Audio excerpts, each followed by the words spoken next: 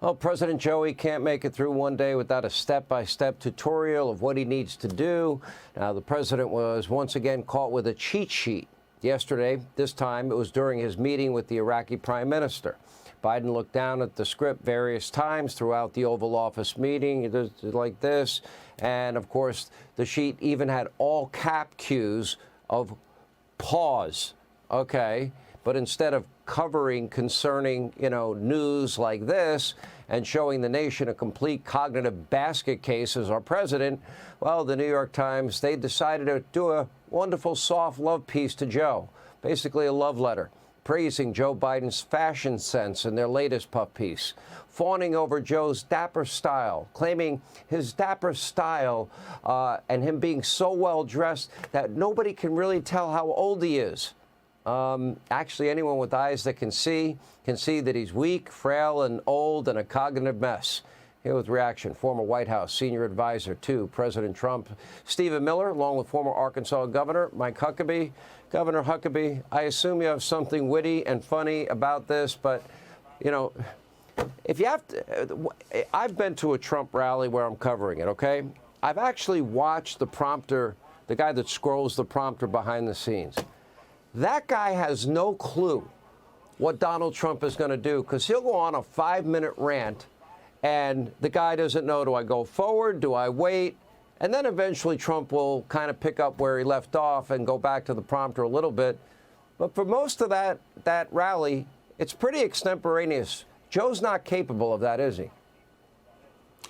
No, honestly, it's easier to fly a Boeing airplane with one of the engine cowlings coming off than it is to operate the prompter for Donald Trump. And by the way, just to make sure that I did okay tonight, I brought my own card with me tonight with all of the instructions on what to say and where to pause. This nonsense the New York Times published about how well dressed he is, my first reaction to that was some of the most well-dressed people I've ever seen were when I saw them embalmed and laying in state.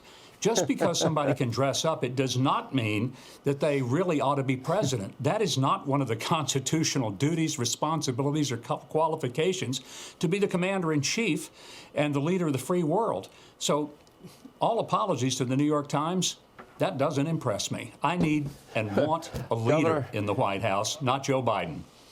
I've been to an old-time Irish wake a time or two in my life, and I got to tell you, there's always that person that will come up and looking at the dead body and say, don't they look great? I'm like, no, they don't look great. Yeah. That's what you're reminding me of. Stephen Miller, you wrote a lot of speeches. You helped write speeches with Donald Trump. And I know that he used to take, his big marker and pen and cross this out and add this and probably made your life a living hell. Did you ever have to put the word pause in there? No, we certainly did not. Donald Trump has an encyclopedic memory of his speeches, of the agenda, of the policy plan, of what the mission is for whatever we're talking about and whatever we were doing on a given day in the West Wing.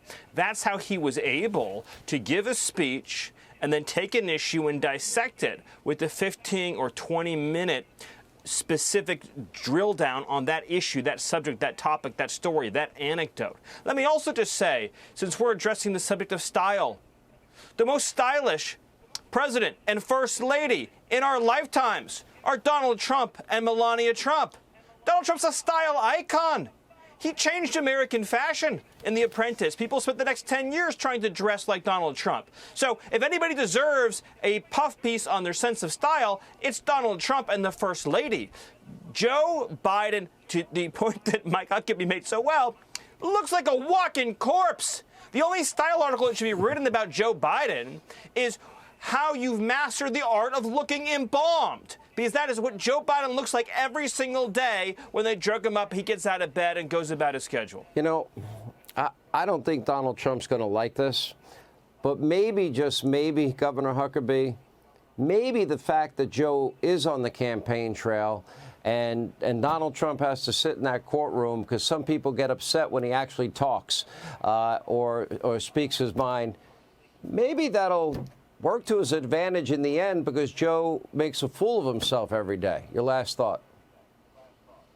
Well, every time he makes a speech, it's a disaster. Every time he tries to read from a card that's carefully printed out with the pause marks in it, that's a disaster. The only time he's winning is when he's on the beach in Delaware or in his basement, holed up and out of sight. He's like a spare tire. What you need from Joe is to keep him in the dark, out of the way, but all pumped up just in case you ever should need to bring him out of the trunk. I kind of like the idea of Joe Biden. The more he talks, the worse he looks, Stephen. 15 seconds. Yes, every time he opens his mouth, when he's not on uppers, it sounds like watching somebody with one foot into the grave. The more Joe Biden talks, the worse he does, which is why he's terrified of debating Donald Trump. All right, thank you both, Stephen Miller and Governor Huckabee.